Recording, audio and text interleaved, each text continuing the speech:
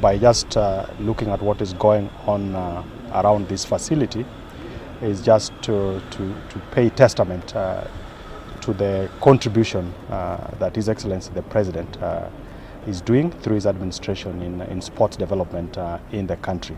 Finally, we'll have the grass done, but the grass, as per the requirement of CAF and FIFA, we'll have the grass grown naturally. So we're going to plant the grass, but the grass will take 2-3 months. So we'll leave it to move to grow naturally. That we can't speed up, but everything else will be done as we have said. We are okay with the progress, and we can, again I repeat, give assurance to the nation that we are ready to host AFCON. What you have seen, this is one of the best stadiums around. We were in Morocco, and the standards in Morocco there is what we have here.